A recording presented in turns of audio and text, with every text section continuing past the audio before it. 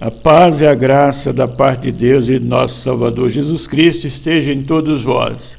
Meus amados e queridos irmãos, agora vou fazer aqui uma breve explanação sobre a palavra, ou melhor, fazer uma leitura e depois a gente faz alguns comentários sobre esta palavra, que é uma palavra muito interessante, está escrito no livro de Isaías, no capítulo 53, e nós vamos fazer a leitura dessa palavra. Quem deu crédito à nossa pregação e a quem se manifestou o braço do Senhor, porque foi subindo como renovo perante ele, e como raiz de uma terra seca, não tinha parecer nem formosura, e olhando nós para ele, nenhuma beleza víamos para que o desejássemos. Era desprezado e o mais indigno entre os homens, homem de dores e experimentado nos trabalhos, e como um de quem os homens escondiam o rosto. Era desprezado e não fizemos dele caso algum. Verdadeiramente ele tomou sobre si as nossas enfermidades e as nossas dores levou sobre si, e nós o reputamos por aflito, ferido de Deus e oprimido. Mas ele foi ferido pelas nossas transgressões e moído pelas nossas iniquidades. O castigo que nos traz a paz estava sobre ele, e pelas suas pisaduras fomos sarados. Todos nós andamos desgarrados como ovelhas, cada um se desviava pelo seu caminho, mas o Senhor fez cair sobre ele a iniquidade de todos nós. Ele foi oprimido, mas não abriu a sua boca.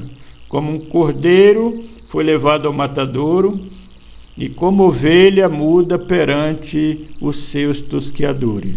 Ele não abriu a sua boca. Da opressão e do juízo foi tirado, e quem contará o tempo da sua vida? Porquanto foi cortado da terra dos viventes, pela transgressão do meu povo foi ele atingido. E puseram a sua sepultura com os ímpios, e com o rico na sua morte. Porquanto nunca fez injustiça, nem houve engano na sua boca. Todavia ao Senhor agradou a moê-lo, fazendo-o enfermar. Quando a sua alma se puser por expiação do pecado, verá a sua posteridade, prolongará os dias, e o bom prazer do Senhor prosperará na sua mão. O trabalho da sua alma ele verá, e ficará satisfeito. Com seu conhecimento, o meu servo justo justificará muitos, porque as iniquidades deles levará sobre si. Pelo que lhe darei a parte de muitos, e com os poderosos repartirá o despojo, porquanto derramou a sua alma na morte, e foi contado com os transgressores, mas ele levou sobre si o pecado de muitos, e pelos transgressores intercede.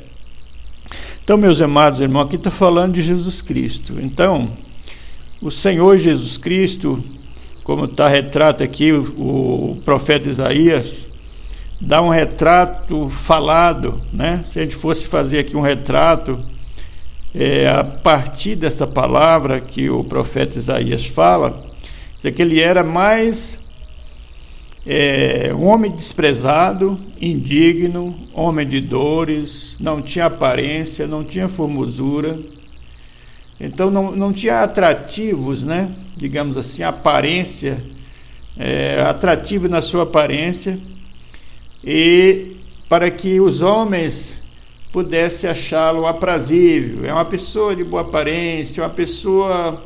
Era simples, era um homem simples, um homem provado, um homem calejado no trabalho, porque segundo alguns estudiosos, né, aqui na Bíblia não fala, mas alguns estudiosos, certamente fazendo pesquisa em outros livros da época, encontrou ali que o Senhor Jesus, a partir da morte de José, ele assume toda a família trabalhando naquela carpintaria que era do seu pai, porque José era carpinteiro, né, ali na cidade de Nazaré, Então, o Senhor Jesus, sendo o filho mais velho, tomou o lugar do pai ali para sustento de toda a família. Então, obviamente, o Senhor Jesus ajudou a Maria, sua mãe, a criar os demais irmãos, né, que vieram depois dele, filho do casal. Então, meus amados irmãos, assim foi a vida do Senhor Jesus. Portanto, tem um trecho muito importante, quando ele já está ali prestes a começar o seu ministério, primeiro milagre, né? A mãe, certamente, os irmãos já tinham notado assim que o Senhor Jesus era um ser diferente, né? Já tinha notado. Mas o primeiro milagre público, né, que se relata nas Escrituras, é a transformação da água em vinho ali nas bodas de Caná. Então, meus amados irmãos, também tenho aqui, fazer aqui um breve relato, como diz aqui, a sua alma, sobre a sua alma. Ele derramou a sua alma na morte, não é? Para que isto pudesse ser a expiação pelo pecado dos transgressores, dos pecadores. Então, há sempre quem confunda, ou uma certa confusão, né, na mente de muitos cristãos, a respeito do espírito e da alma.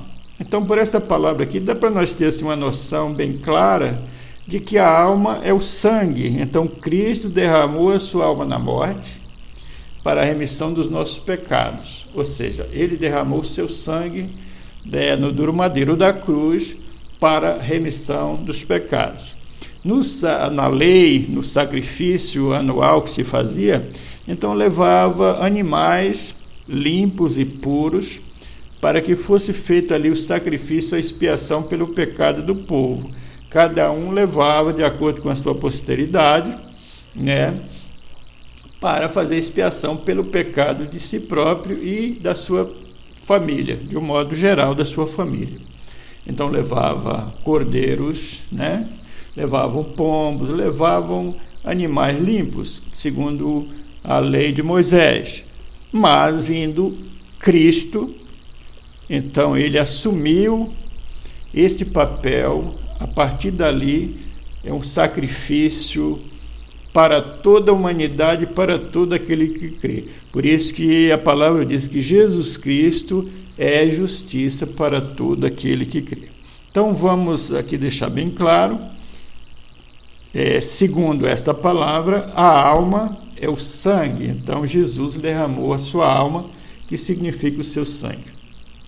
Então, mas quando ele estava ali, naquele momento de aflição, que ele expira, quer dizer, que o sangue, que ele derrama todo o seu sangue, então diz que há um movimento muito grande na terra, né? Que pessoas justas que estavam sepultadas ressuscitou. E o véu do templo foi rasgado de alto a baixo. Então, meus amados irmãos, houve um movimento muito grande ali naquele momento, e o Senhor Jesus entrega o seu espírito. Veja bem a diferença: derramou a sua alma na morte, porém o seu espírito é recebido nas mãos de Deus. Nas tuas mãos entrego o meu espírito, disse ele, né?